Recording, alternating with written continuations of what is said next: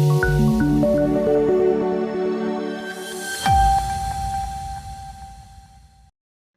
આંદોલનના કેસ પરત ખેંચવાનો મામલો મહત્વના કેસો સરકાર દ્વારા પરત ખેંચવા બદલ દિલીપ સાબવાએ સરકાર, રાજ્ય સરકાર અને સામાજિક આગેવાનોનો માન્યો આભાર। પાટીદાર અનામત આંદોલન સમયે જે રાજ્ય સરકાર દ્વારા અને અલગ અલગ પોલીસ સ્ટેશનો દ્વારા જે કેસ થવામાં આવ્યા હતા તેમાં રાજદ્રોહના પણ કેસ હતા અને ઘણા બધા કેસો ધીમે ધીમે 2017 પછી પાછા ખેંચાણા। સરકાર દ્વારા પણ જાહેરાત કરવામાં આવી હતી કે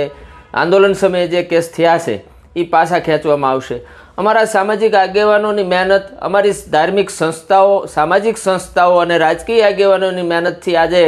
ગુજરાતમાં બાકી રહેલા કેસનો આ બીજો દોર જે પાછા ખેંચાયા છે તે બદલ હું રાજ્ય સરકાર તેમજ કાયદા વિભાગ તેમજ ગૃહ વિભાગનો અને ખાસ કરીને હર્ષભાઈ સંઘવી અને રાજ્યના મુખ્યમંત્રી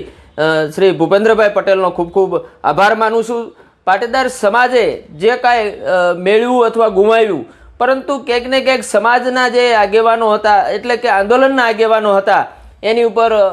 લટકતી તલવાર એટલે કે કેસ, કારણ કે પાટીદારનો દીકરો બને ત્યાં સુધી પોલીસ સ્ટેશન કે જેલની અંદર ક્યારેય જતો નહોતો, પરંતુ પાટીદાર સમાજ માટે ગયો હતો અને પાટીદાર સમાજ માટે કેસ થયા હતા અને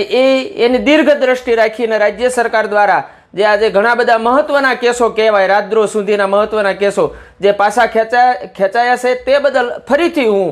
અમારી ધાર્મિક સંસ્થાઓ, સામાજિક આગેવાનો, સામાજિક સંસ્થાઓ, રાજકીય આગેવાનો, રાજ્ય સરકાર,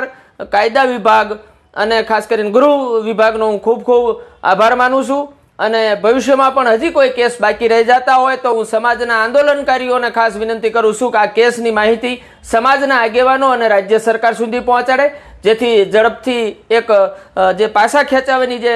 પ્રોસેસ છે એ પૂર્ણ વિરામ લાગે।